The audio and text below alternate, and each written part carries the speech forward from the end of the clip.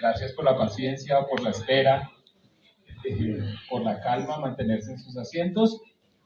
El sistema de alertas tempranas es un sistema humano de análisis de información que utiliza metodologías de la investigación social de carácter cualitativo, ¿sí?, para realizar documentos que nos permitan movilizar la acción institucional en materia de prevención de violaciones a los derechos humanos.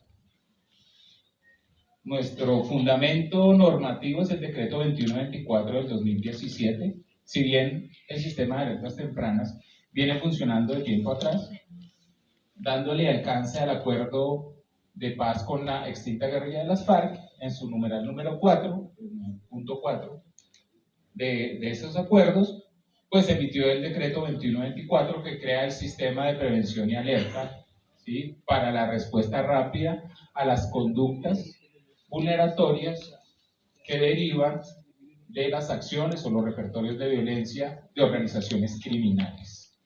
Y esto es bien importante decirlo porque, digamos, lo tradicional era que el sistema de alertas tempranas le hiciera seguimiento, monitoreo y advertencia a el conflicto armado como tal. Pero lo que dice el decreto 2124 es que con la dejación de armas de la extinta guerrilla de las FARC, pues lo que entendemos por violencia social, política y armada en nuestro país se va a reconfigurar. Y eso es lo que estamos viendo en nuestra actualidad. Es la reconfiguración de lo que conocemos como conflicto armado. ¿Y por qué digo que es un sistema humano de análisis de información? Porque más allá de la utilización de tecnologías, coloca al ser humano en el centro, como fuente de información, ¿sí?, como las personas que analizan la información, que son profesionales de diferentes áreas de las ciencias sociales, ¿sí?, y en sus recomendaciones o la respuesta que esperamos de las entidades, pues coloca de centro el ser humano en la respuesta institucional. Por eso hablo de que es un sistema humano de análisis de información.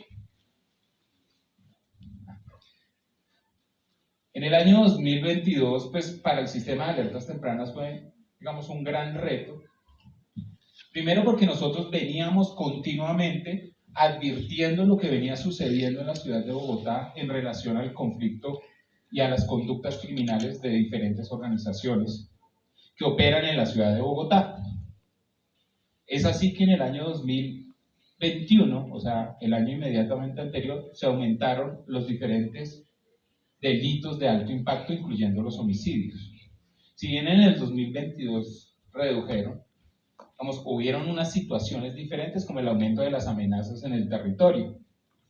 Y ahí, digamos, en esa continuidad del ejercicio que realizamos como sistema de alertas tempranas, pues emitimos tanto la alerta electoral, porque estuvimos en un año electoral, la alerta temprana 004, que se emitió en febrero del 2022, y que para la ciudad de Bogotá nos dijo que hay 4 localidades, o que había 4 localidades en ese momento, en tiempo pasado, en el año 2022, que estaban en un riesgo extremo. Y recuerden las noticias, o recuerden lo que sucedió en época electoral durante el año pasado, en la ciudad de Bogotá. La activación de un artefacto explosivo en la arborizadora alta. El hallazgo de un artefacto explosivo en la casa alternativa, que era un lugar, un proyecto productivo de personas en proceso de reincorporación, pero que venía siendo utilizado para hacer reuniones del pacto histórico. Y se encuentra un artefacto explosivo en eso. Varios atentados en contra de personas que estaban en disposición o querían participar, ¿sí?, en la contienda electoral, sobre todo en aquellos liderazgos que trabajan la base comunitaria, que son estos líderes comunitarios que comenzaron a hacer campaña en eso. Entonces, diferentes situaciones. Además, hay que decir otra cosa, y eso lo dijimos en la última alerta temprana, que habla sobre el riesgo para líderes y lideresas sociales, defensores y defensoras de derechos humanos, la alerta temprana 19 que acabamos de emitir, creo que la semana pasada. Y es que durante el periodo electoral, estoy hablando de los meses de marzo, abril y mayo, se registró una meseta en el homicidio en contra de líderes y lideresas sociales a nivel nacional. 66 homicidios se registraron en esos 3 meses.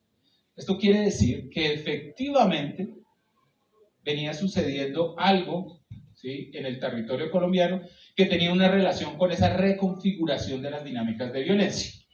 Y es así que fue muy oportuna la emisión de la alerta temprana 04 en su momento. También emitimos la alerta temprana 005. Y esto, digamos, es un tema muy complejo. El sistema de prevención y alerta tiene 2 componentes y funciona como tal, como un sistema. La misionalidad de la Defensoría del Pueblo es advertir a través de esos documentos técnicos, decir, aquí está pasando algo. Pero la respuesta rápida, ¿sí?, está en manos de las autoridades.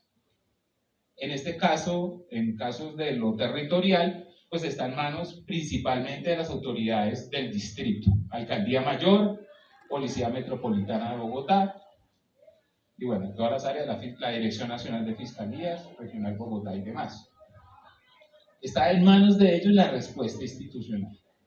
Y lo que pasó cuando se emitió la alerta temprana 05, ¿sí?, que nosotros dijimos, aquí está pasando algo, y ahí es bien importante decir la fecha, fue el 24 de febrero del 2022, se dijo, mire, en la localidad de Sumapaz y en toda la provincia de Sumapaz, ¿sí?, se están presentando unos síntomas que prevén el retorno de tanto de disidencias de la extinta guerrilla de las FARC, como de reincidencias de la extinta guerrilla de las FARC, y que estaban en una disputa entre ellas, que pretendían controlar, uno, los que anteriormente eran colaboradores de la guerrilla, pero además querían recuperar un bastión histórico como lo fue Sumapaz para la extinta guerrilla de las FARC.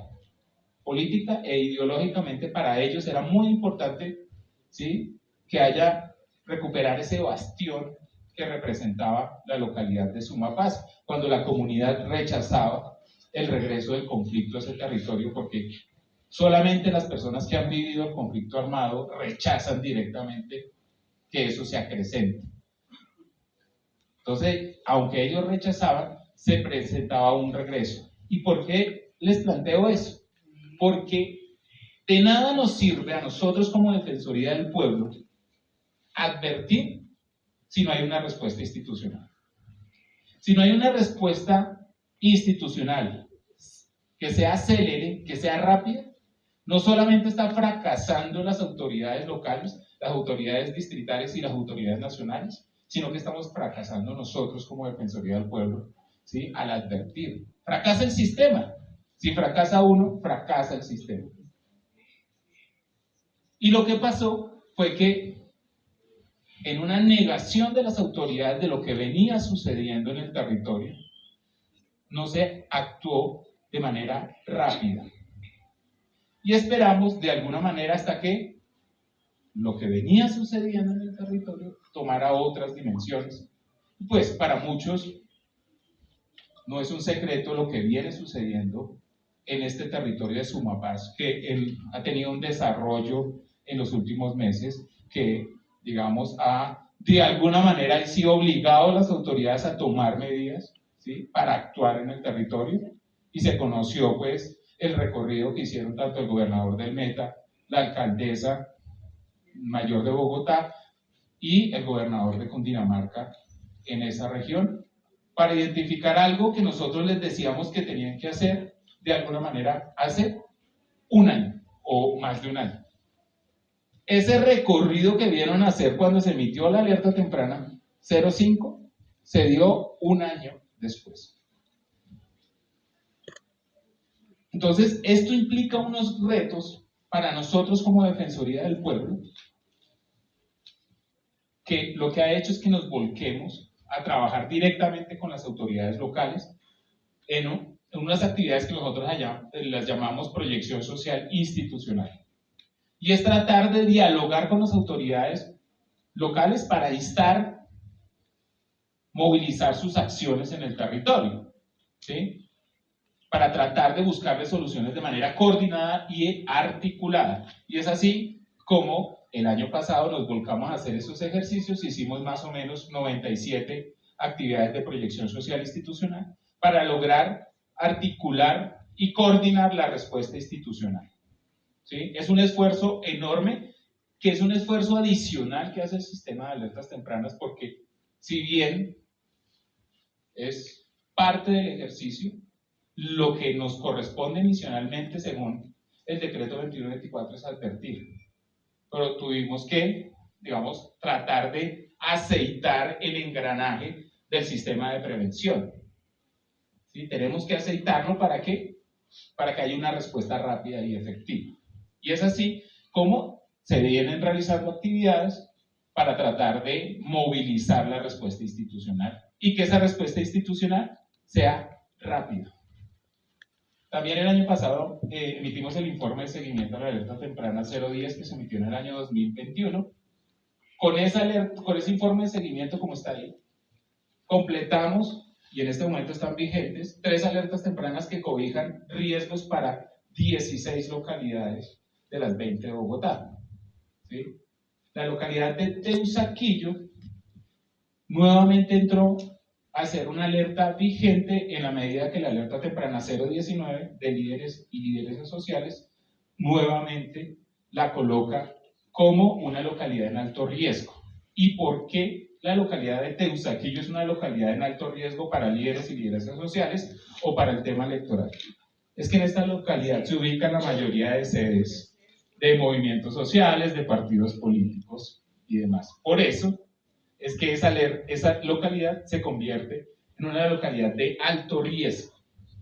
Hay que decir, y esto nos preocupa mucho, sé que no tiene que ver con el 2022, pero el sistema de alertas lo que marca es un continuo, porque lo que trata es de predecir lo que va a ocurrir más adelante.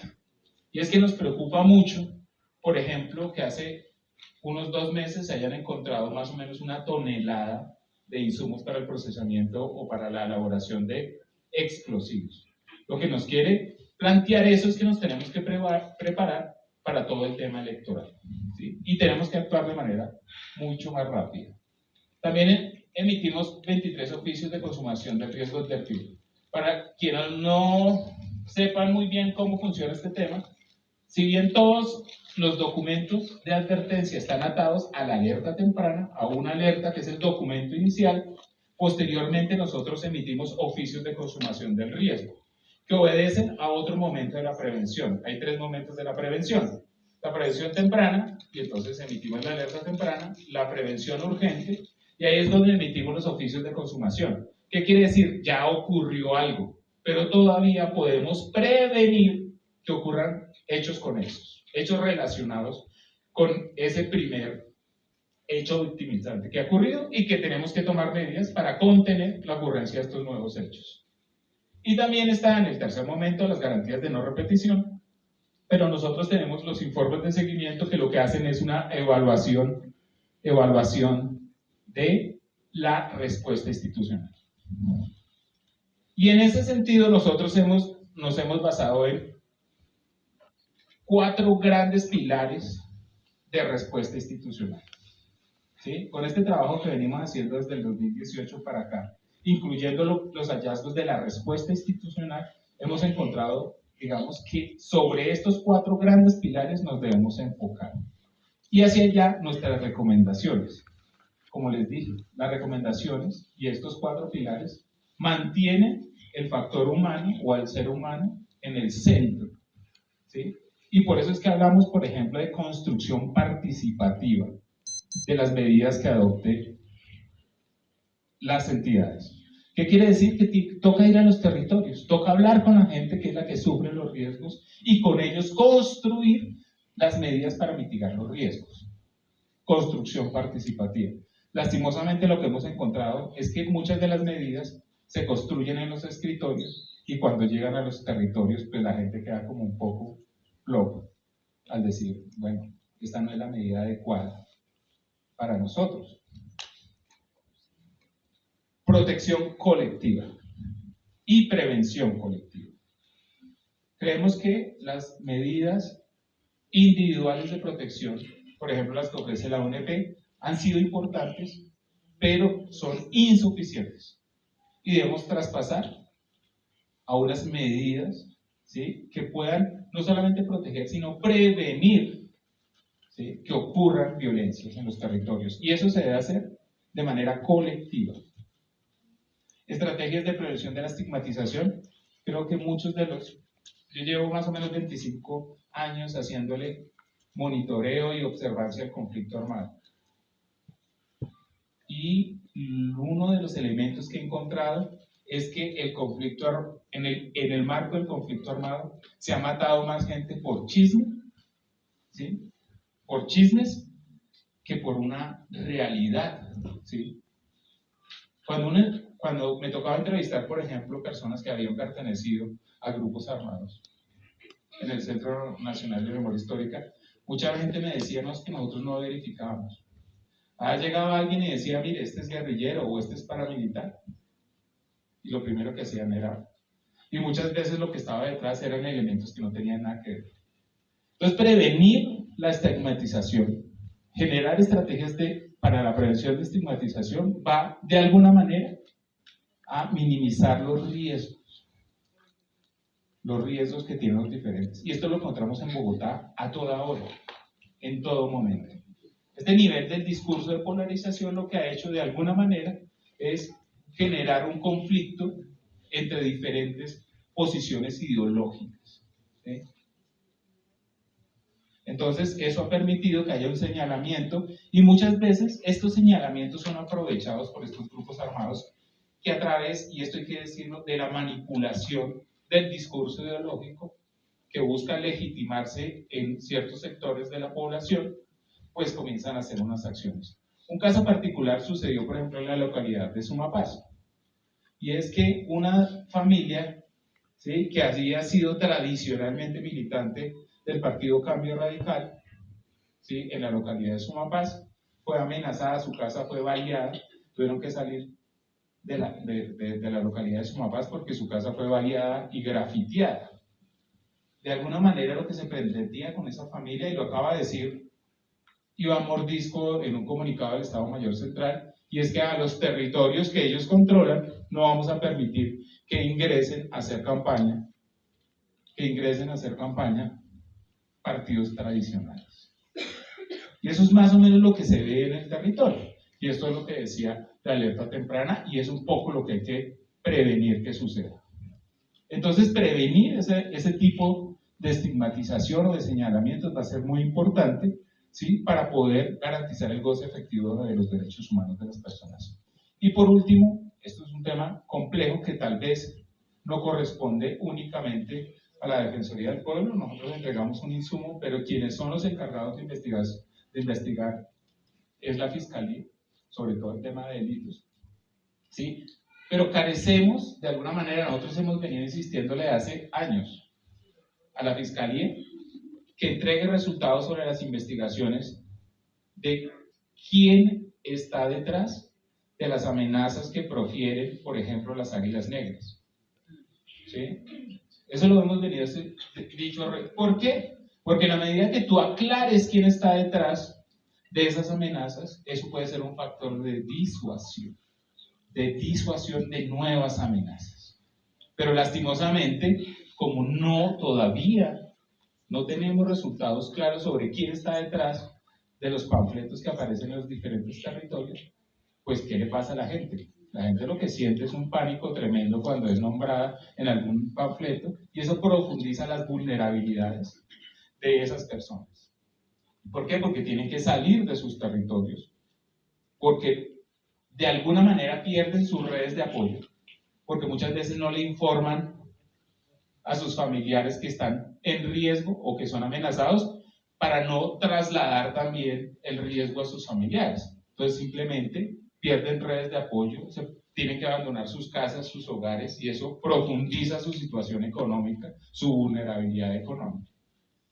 Entonces, más allá de decir que las águilas negras es una chapa, no existe, lo que tenemos es dar cuenta de entonces por qué aparecen tantos panfletos y por qué hay una relación entre los panfletos y hechos posteriores, como atentados, ¿sí? Como homicidios. Entonces, si esa estructura conocida como las águilas no existe, entonces, ¿quién es el que atenta posteriormente contra los líderes y las lideresas sociales? ¿O quién es el que termina asesinando? Entonces va siendo muy importante, creo que ya me fui extendiendo un poco. Muchísimas gracias. Esto es un tema muy largo. Los invito a